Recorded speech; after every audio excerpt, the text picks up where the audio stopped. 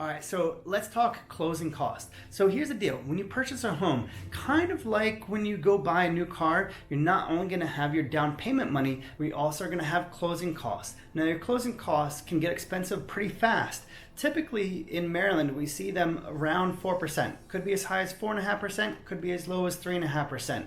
It is gonna vary a little bit depending on your specific situation. Now, what are closing costs? Closing costs are gonna be anything from all the title work that's done, from the title insurance to all the prep work, the abstract, the survey, all the things that the title company has to do to make sure that the seller can sell this place to you.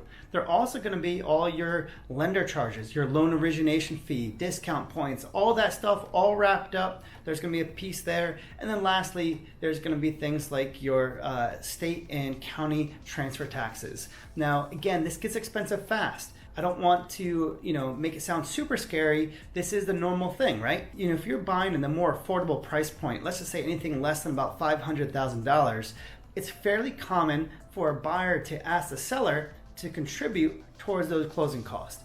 Now, it's not that the seller has to give you that money, it's just that it's pretty common. So here's a normal example. Let's say you're buying a $300,000 home, and let's use that 4% as a general rule. That's $12,000 of closing costs that you may have. So in that example, you may say, hey, Mr. and Mrs. Seller, I'll give you your $300,000, but I would like you to give me 3% back. That 3% is going to cover $9,000 of that $12,000 that we're talking about. Again, it doesn't mean that you have to have an extra 12 grand in your back pocket. It just means that there are these costs that we have to take care of. Buying a home is expensive, but again, we do have ways that we can try to cover some of that cost. If your liquid cash is a concern, we will talk you through that, and we can try to just make sure that that is part of our key negotiation strategy.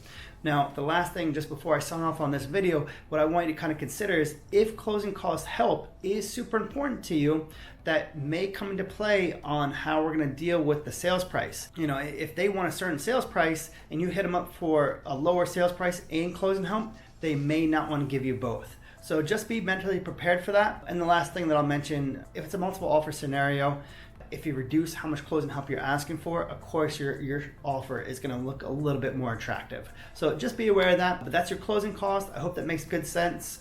I will see you in the next video.